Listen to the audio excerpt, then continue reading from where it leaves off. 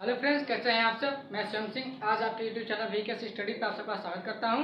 आज हम पढ़ने वाले हैं सदृशता मतलब एनालॉजी। एनालॉजी होती क्या है। सदृशता दो प्रकार की होती है, एक आधारभूत और दूसरी विकसित। जो आधारभूत सदृशता होती है और विकसित सदृशता होती क्या है, आज हम उसको समझने वाले हैं इस चैप्टर में। आइए जानते हैं पहले क्वेश्चन के साथ। तो हमारा पहला क्वेश्चन है देश और राजधानी से। जो हमारा सदस्यता होता है एनालॉजी, इस पे आपके कई टाइप से क्वेश्चन पूछता है। देश, राजधानी, देश, मुद्रा और इकाई से पूछता है। और देश मुद्रा हो गया आपका, औजार पूछता है। मतलब कि किस बहुत टाइप्स हैं जिससे आपका क्वेश्चन सदस्यता से उठाता है। और सदस्यता आपका होता है शब्द भी होता है और संख्या, इस तीन प्रकार का भी होता है। एक आपका जो सदस्यता होता है, दूसरा फर्स्ट और सेकंड होता है आपका शब्द, और तीसरा होता है संख्या। आज हम आपको तीनों यहाँ समझाने वाले हैं। आइए पहले क्वेश्चन के साथ इसको समझते हैं। चलिए गाइस, हमारा पहला क्वेश्चन व्हाइट बोर्ड पे है, किससे, देश और राजधानी से संबंधित है। तो पहला क्वेश्चन जो देश और राजधानी जो संबंधित क्वेश्चन होता है, इस टाइप का पूछा है। जैसे आपकी होगी ऑस्ट्रेलिया की राजधानी होगी कैनबरा, ठीक है, और जापान की होगी टोक्यो। इस टाइप से क्वेश्चन पूछता है। दो तो आपको दिया रहेगा कि जापान की होगी टोक्यो, क्योंकि जो जापान का राजधानी है टोक्यो, इससे इसका रिलेशनशिप बढ़िया बैठा है। जो का थर्ड क्वेश्चन दिया होगा, जो थर्ड टॉपिक दी होगी, उसका आंसर को जानना होगा। कैसे, आज जानते हैं। सर आपकी ऑस्ट्रेलिया, फर्स्ट क्वेश्चन आपका है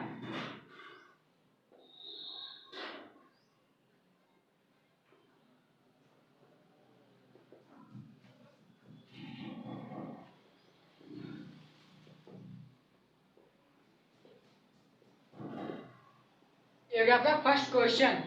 ऑस्ट्रेलिया की राजधानी कैनबरा, ठीक है।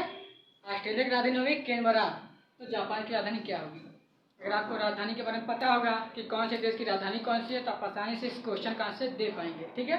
मैं आपको सिर्फ बता दूंगा कि कौन सा आधारभूत है, कौन सा विकसित है। अभी समझा देता हूँ।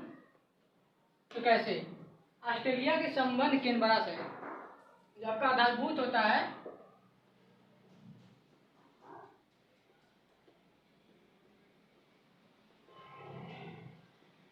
आपका जो आधारभूत संबंध होता है बहुत आसान है।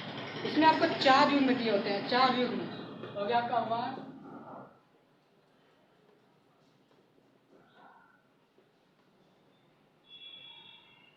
हो गया आपका 4 युग्म। जो आपका आधारभूत संबंध होता है उसमें आपको 4 युग्म दिया होगा। और जानना कि आधारभूत कैसे है। देखो, पहला जो आधारभूत होता है, पहले का संबंध जिस प्रकार दूसरे से होता है, पहले का संबंध जिस प्रकार दूसरे से होता है, उसी प्रकार तीसरे का संबंध चौथे से होता है, ठीक है। जिसका पहले युग्म का संबंध अपने से होता है, खुद से, पहले युग्म का, ये दोनों 1/2, ये दोनों अपने अपने में एक युग्म है, एक जोड़े हैं, एक पेयर है। इसी प्रकार तीसरा तो आपको दिया होगा, और चौथा आपको यहाँ पे क्वेश्चन मार्क है। जैसे यहाँ पे क्वेश्चन है, अगर इसको हम मान ले 1, इसको 2, इसको 3 कर ले, तो भाई 4, यहाँ पे क्वेश्चन मार्क होगा। किसका युग्म कौन सा, इसका पेयर कौन सा, जिसमें का जोड़ा बहुत बढ़िया बैठेगा। क्योंकि ऑस्ट्रेलिया से तो कैनबरा का बैठ रहा है आराम से, ठीक है। इसी प्रकार में जापान का जानना है कि जापान का जो पेयर, जो युग्म है, वो क्या बैठेगा। इसी कहते हैं संबंध, आधारभूत संबंध, ठीक है। आधारभूत या सदस्य या आधारभूत संबंध पेयर, जिस प्रकार फिर से बता रहा हूँ, जिस प्रकार पहले का संबंध दूसरे से होता है, उसी प्रकार तीसरे का चौथे से। यानी जैसे पहले और दूसरे का युग्म पेयर खुद से संबंधित है, उसी प्रकार तीसरे का चौथे से पेयर खुद से संबंधित होना चाहिए। हम इसी को कहते हैं आधारभूत सदस्यता या आधारभूत संबंध। तो क्वेश्चन क्या आएगा, तो क्वेश्चन हमारा है कि ऑस्ट्रेलिया की कैनबरा,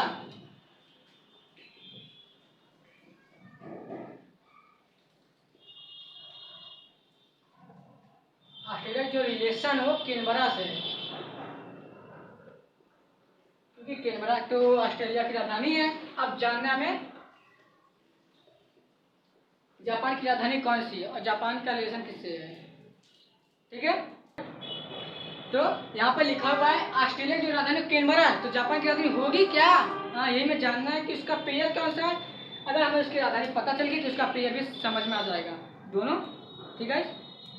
ऑस्ट्रेलिया की राजधानी कैनबरा हो गई, तो जापान की राजधानी क्या होती है गाइस, टोक्यो। जो हमारी जापान की राजधानी वो टोक्यो होती है, ठीक है। अगर उनका पेयर निकाले तो इसका हो गया 1, इसका हो गया 2, इसका हो गया 3, इसका हो गया 4। एक हम पेयर निकाले अनुपात में तो 1 2 3 और 4 बना ना।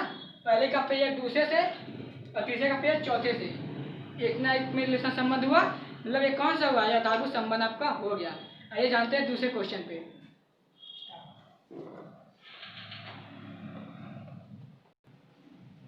गाइस हमने पहले क्वेश्चन को बहुत आसानी से समझ लिया, अब बारी है दूसरे क्वेश्चन की। पहला क्वेश्चन था देश और राजधानी से। हमने आपको बताया था जो हमारी सदस्यता होती है, जो हमारी एनालॉजी होती है, उसमें कई टाइप से क्वेश्चन पूछता है, देश से, राजधानी से, देश की मुद्रा से, इकाई से, फिजिक्स, कहीं से भी आपको इसका एक पेयर बना के दे देगा। ठीक है, जैसे आपका बंदूक से उठा देगा। ठीक है, कई टाइप्स हैं। आइए देखते हैं दूसरा क्वेश्चन। जो हमारा दूसरा क्वेश्चन, दूसरा टाइप है वो है आपकी देश और मुद्रा से। देश और मुद्रा से कौन सी देश की कौन सी मुद्रा है। पहला क्वेश्चन जानते हैं।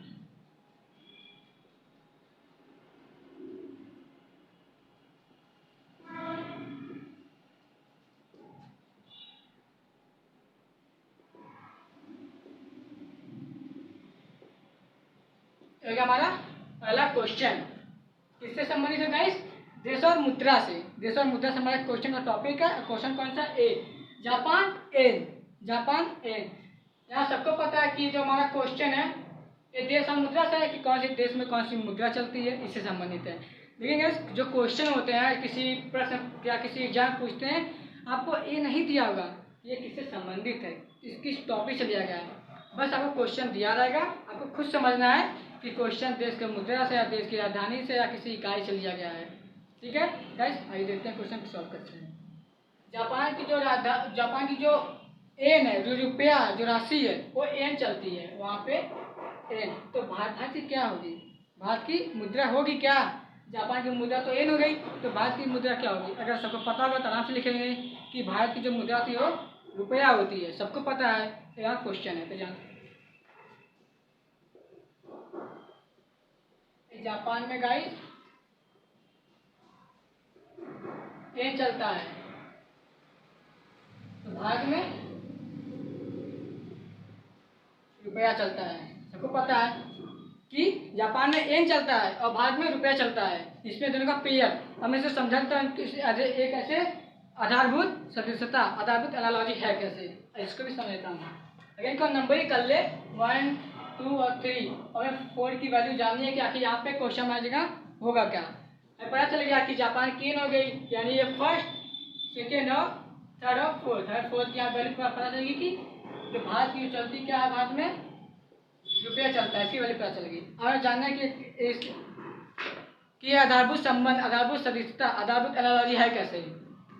1 2 3 और 4। जापान की एन, दोनों संबंध रिलेशन फिक्स है, दोनों में आधारभूत संबंध है। कैसे कि जापानी जो मुद्रा ओ एन है, इसका संबंध इससे, यानी जो पहले का संबंध वो दूसरे से हो रहा है आपका, ये दोनों आपस में रिलेशन है, रिलेटिव है, एक तरह से बोलते हैं आपस में दोनों रिश्तेदार हैं। और बचा आपका भारत, तो भारत में तो रुपया चलता है, ये भी तो दूसरे रिश्तेदार हुए, रिलेशन हुए, मतलब इनका संबंध इससे हुआ, इसका पेयर इससे बन रहा है और इसका पेयर इससे, यानी जापान का पेयर आपका एन से बन रहा है और भारत का पेयर रुपया से बन रहा है। तो क्या हुआ आपका, ये आपका आधारभूत सदस्यता, आधारभूत एनालॉजी हुआ। आइए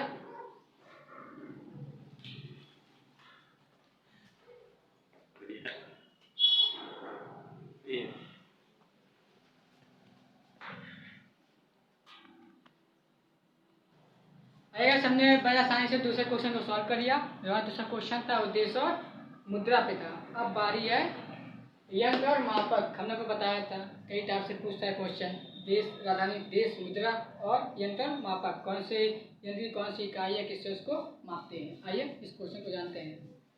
तो आपका हो गया क्वेश्चन, फर्स्ट क्वेश्चन।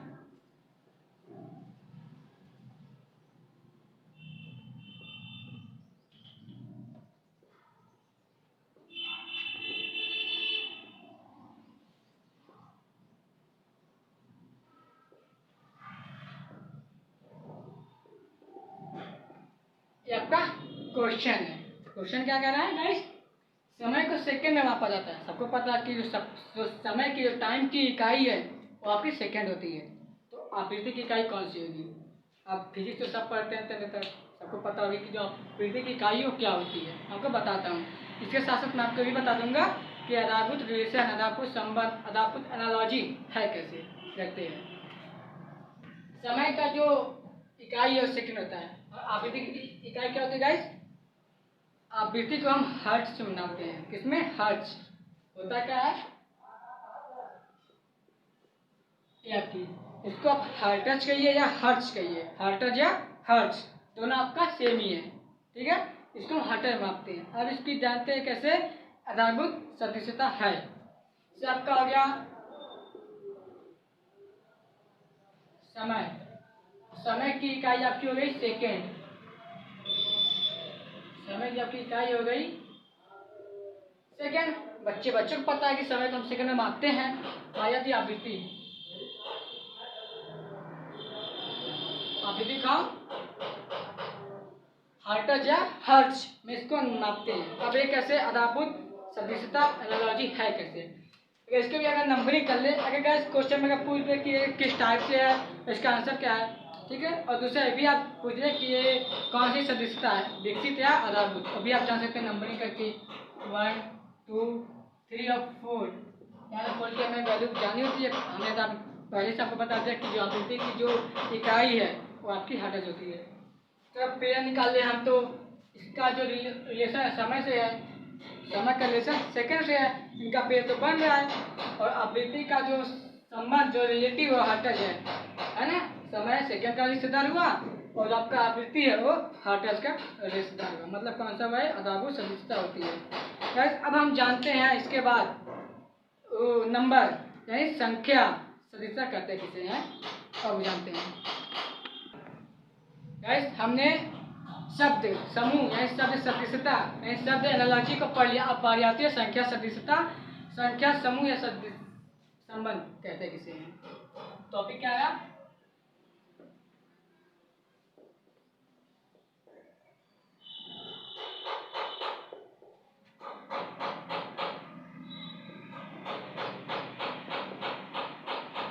आप सब सदृशता को संबंध से भी जान सकते हैं। इसका दूसरा नाम संबंध भी होता है। तो जानते हैं हम संख्या सदृशता क्या होती है। इसको हम क्वेश्चन से समझते हैं, ठीक है। पहला क्वेश्चन क्या है जानते हैं यहाँ से।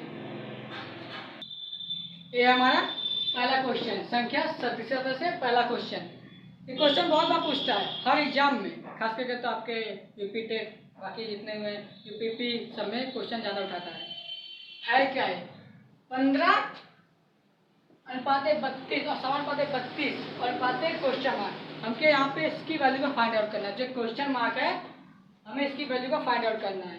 पहले हमें ये जानना है, आप सब कभी भी इस टाइप के भी क्वेश्चन होते हैं, आप पहले ये समझिए कि इसके इक्वल टू इतना आया कैसे, इसके इक्वल टू इतना आया कैसे। अगर आप इसके इक्वल टू का समझ जाएंगे कि 15/32 आया कैसे, तो आप इससे इसकी वैल्यू बहुत आसानी से फाइंड कर लेंगे। मैं बताता हूँ कैसे।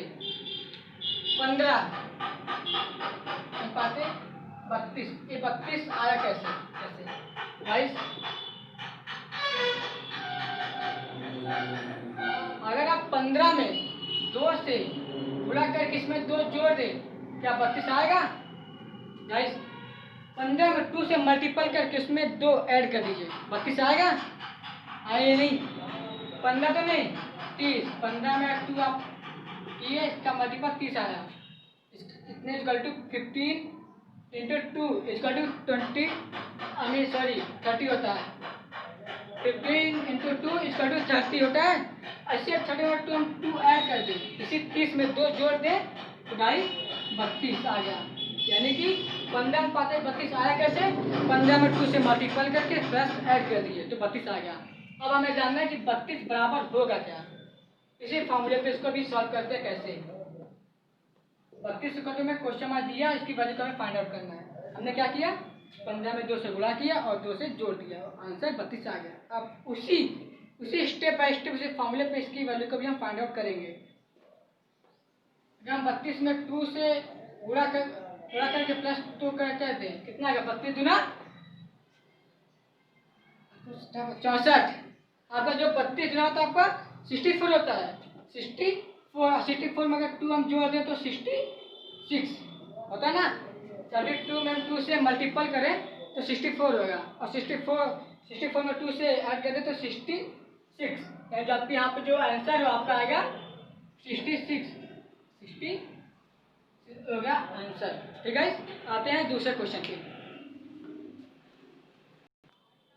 आज हमने पहले क्वेश्चन को बहुत आसानी से सॉल्व कर लिया। उस मेथड पे 2 से मल्टीप्लाई करके 2 जोड़ते आंसर आता था।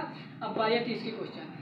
गाइस जो संख्या, जो सदस्य जो संख्या एनालॉजी होती है, उसकी सबसे जो मेन जो थीम होती है वो ये है आपको 1 से लेकर 10 तक की, कम से कम या तो आपको 1 से लेकर 20 तक का वर्ग कंपलसरी आपको आना चाहिए।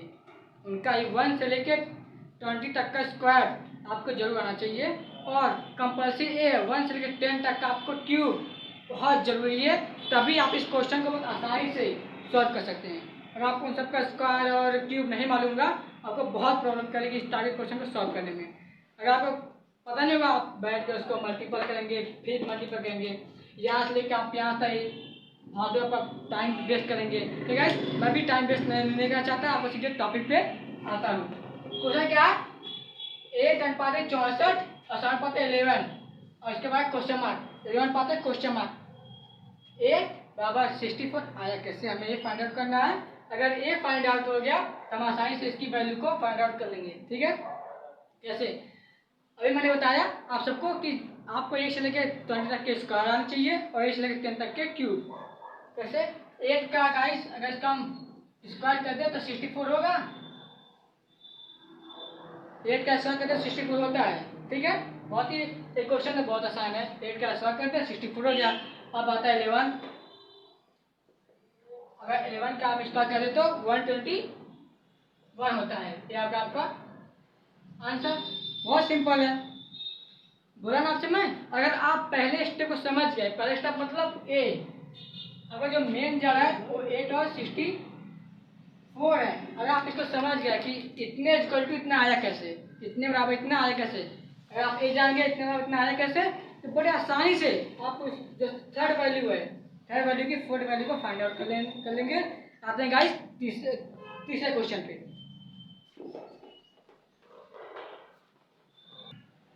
गाइस हमने दूसरे क्वेश्चन बड़ा आसानी से सॉल्व कर लिया। अब बारी है तीसरे क्वेश्चन की, कैसे इसको समझते हैं। मैं आपको हर बार बता रहा हूँ, आप पहले स्टेप को समझ गए। पहला स्टेप आपका 7 है, 7/32 आया कैसे, अगर आप इसको समझ गए तो थर्ड वैल्यू 28 की 28 की वैल्यू आप आसानी से फाइंड आउट कर लेंगे, क्योंकि जो स्टेप पहले का होता है उसी स्टेप पे दूसरे का आंसर आता है बहुत आसानी से। तो पहले स्टेप को समझते हैं। 7 = 32 आया कैसे, आइए बोर्ड पे।